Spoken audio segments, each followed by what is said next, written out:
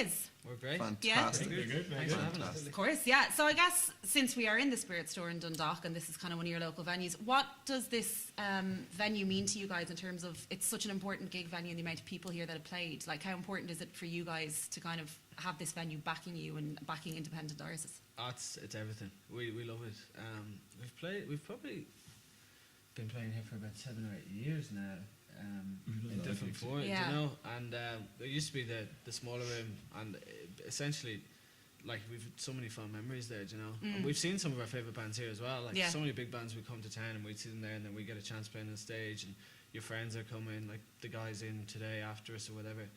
You're constantly coming back to the same place to see great, but it's amazing. Like, it's we take it for granted, to be honest, because we're so lucky to have it. Like, not every town has a venue that's it's such a great venue. I mean, especially because the Dundalk scene, music-wise, you guys all seem to know each other. It's a very kind of close-knit community, which is lovely. So you are all kind of intermingling in the bands and helping each other out. A lot of people like switch over and help out other bands if they need a musician for a day or something like that. And as well as that, when bands travel to other counties, they tend to bring other bands with them. You know, you guys support us, we'll support you, kind of thing. And everybody looks out for each other, and we're all pulling in the same direction. Like, there's no competitiveness or anything like that. That's really lovely to see, though. I mean, we've noticed that with a lot of the acts that we've had in from Dundalk, there is this sense of community, and you're all bigging each other up, and it's really lovely to see. Yeah. Well, it's because of two things basically.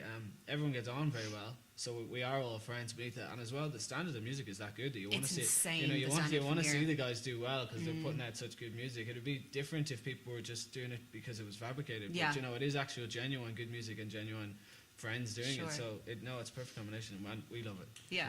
So I guess let's kind of go back to the beginning, if we may. So you guys have been together for, what, 6-7 years now at this point, or 20. Longer? 20. So you released your first EP in 2011, Tell a Friend. And jeez, you've done your research. I have. I went back 6 years. That's all I know now. The rest is on you. Google must have exploded. If you asked all of us that question, no one would have said 2011. So I could have said a different name, could I? No, got it right. You released Tell a Friend in 2004. Yeah, sounds right. Yeah, that sounds right. But one thing I read when I was reading about the EP, which I thought was quite cool. So I know you guys are big into having a lot of sound with vocals and kind of getting that out there. So I think Hugh, maybe you mentioned this in a previous interview, that because you wanted that big sound, you got like 20 of your friends to come in and record vocals on the EP. I just wanted to say I had 20 friends. I think we bought a slab or two, and anyone that would come. So they all recorded on the album, though, and in fairness, for the EP, again, kind of tapping into this Dundalk scene, we just rang up mates. Yeah. Come on round, and they did. That's awesome, though. Yeah, no, it was good. It was good. So I'd say that was a great experience because, you know, it was your first EP that you guys did, and then to be able to involve your friends and get your music out there must have been quite cool. And then obviously in terms of in the beginning, you were very involved in kind of like directing your own music videos and doing the concept, and there was a lot of comedy and humour in them. So now where you guys are at now in the music video, which I'll ask about in a while, that you have out, obviously, did you get someone else to do this music video, or are you still very hands-on in kind of really wanting to be in charge of everything that goes out? That has caught me off guard. So we have there's a music video about to drop. Yes. Which should be out in a week. Yeah, maybe in time, yeah. And the one we would have done before that was for Miss Summer Breeze, which was all in-house production. Yeah. Which we are never doing again. Oh, okay. Because I have really grey hair now. It kills you. No, it's a nightmare. I thought you were blonde. No, I'll tell you. That was tough. It was like I'm happy with it now that we look back on it, but we had to open up a load of spaces for free and grab lights and pull in every favour under the sun. Yeah. But you were able to get so many music videos out and kind of be in charge of that content, and it was just great to, especially when you're starting out, not relying on other people to be able to get it out there, you know. I suppose what it kind of taught us in the end was it is nearly impossible to control everything. If you want to produce stuff in a manner that people following you can keep up with, because if you have to record the songs and then sort out every logistical problem for videos and every logistical problem for everything, it takes like 3 times the time. So people are like, when's the new tunes coming out? Whenever I say. And I suppose we live in a more immediate society. So. Nice impression of people that Peeps. Yeah. Your friends suck. When's the next video, bro? So then, obviously in 2014, you guys took a wee break, I guess, to kind of lock down your sound and your image and everything. So what was the decision that prompted that? God, I can't really remember. Why Being did we do bad. it? Yeah, I think we weren't getting where we wanted to be essentially. Yeah.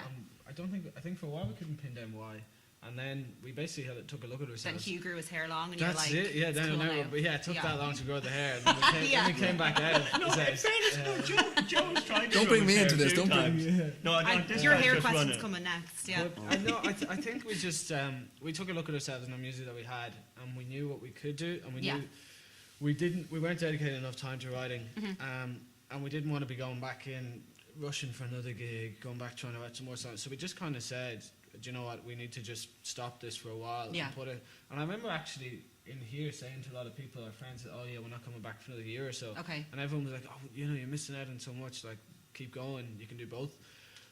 But when we did come back, it was all worth it because we were very excited to get back the whole time, and then It's like everything snowballed for you guys exactly. when you came back. And then and we enjoyed it so much more, and we were kind of more ready for it. You know, but beforehand we weren't at the stage where we needed to be. We weren't tight enough. We had enough time to do everything.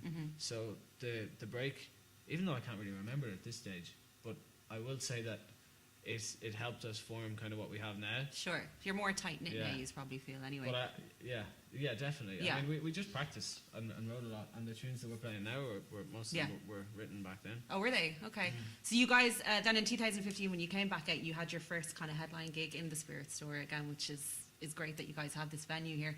So kind of from that, though, again, everything started snowballing. You won the Emerging Artist Act. You went on the Saturday Night Show. You supported Ham Sandwich. You performed here with Glenn Hansard as well, I believe.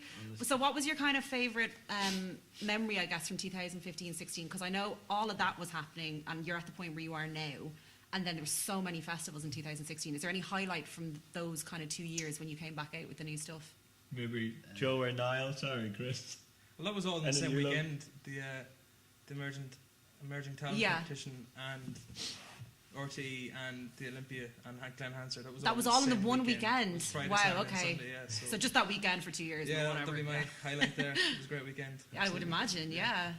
Being in the studio in RT was an absolute treat. Like, did you meet Brendan? Have an old chat? Vaguely, yeah. We had a good chat with Brendan. Awesome.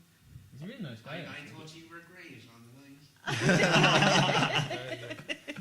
night. Brendan, it was good you could make it there. So let's talk about your new single that's out now, Maybe in Time. So you guys want to tell us a bit about the song? Yeah, so me and Joe were living in an apartment together for a good few years, drinking too much and not doing enough of the other good things. Okay. And Joe started writing that song. What? Take the floor, Joe. 3 years ago? 3 years now, yeah. 3? I was looking at the session files of the mixes, and it was like 3 years ago when we got the mix finished. Yeah. Recently. No, we started trying to record it ourselves, and we got like the bulk of them. Then we re-recorded it maybe twice. Learned a lot. It was a learning curve. That's it's a great track, though. Yeah. Start to finish. Yeah, and one thing I think is quite cool about you guys is you're very into everyone singing at the same time, and it gives you guys such a big, robust sound, which is kind of something I think that sets you apart from other bands, because not a lot of other bands do that. They might have someone come in and do a bit of harmony, but you guys are very much kind of all singing together, which is great to hear, especially on this track. So after this single, I know you have an EP on the way, or is it already done? Still working on it? It's nearly finished. Okay. Very, very nearly finished. Yeah. It's into the final mixing stages. Maybe one or two other things to go down, but it will be ready very soon. Awesome. This one is actually almost finished. Okay. As opposed to other things that were almost finished and didn't get finished. This one's actually really nearly finished. I'd say 10 days away. Maybe in Time. If it's not I'm out going to in 10 regret days, that. Oh, yeah, it's about 10 days away. Maybe in Time came out 2 weeks ago, and I would say for over 2 years we've been saying, yeah, it's nearly there. Like, Maybe in time it will be out. That just came in. Damn it. About time. 4 minutes. Past It's a time. 4 minute song. I don't even think it is 4 minutes, and we've spent 2.5 years trying to get that. So to Perfection ask takes a for while. 3 more songs is Yeah. quite a lot. Did you see that Father Ted episode where he's trying to learn the guitar Yeah. and smoke? He's just play the chord. There's a bit of that. Fucking No, chord. there's a bit of that there.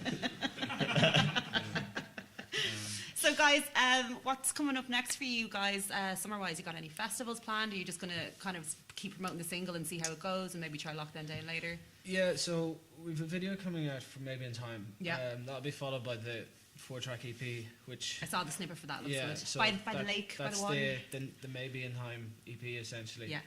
So that is due to be out in a couple of weeks. Mhm. I think it's 3 or 4 weeks at this stage. Then we'll probably put out another single before the summer. Yeah. Hopefully, and then after that there'll be some festivals. See what happens. And then just gigging everywhere. We're not. I don't think we're going to do more national headlines until after the summer, because we played in Whelan's and Roisin Dove for Maybe in Time. We just wanted to kind of do the 2 gigs in each side of the country, and then I think after the summer we'll be kind of going around a lot more and See up where and you're at down after the and EP's over and out. back and Yeah. a lot. Yeah, Everywhere. that's it. Well, yeah. guys, absolute pleasure having you in. And for people who kind of want to find your music and follow you guys and keep up to date, you're on Facebook, Bandcamp, all the usual. So what was it you All the said usual places. the other day? Google that bad boy. I said Google that. Google that I got bad a lot boy. of grief for that though. But yeah, if you I'm Google getting that on t-shirt. Google that bad boy. No, do I want to endorse Google? Oh, it's out there now. Google. It's out there now. We've said Google about 20 times in the last few minutes. I feel it's out there. Well, guys, thank you so much. Absolute pleasure. And we look forward to seeing, how the single goes. Great. Yeah, Thank you very much. Thank you.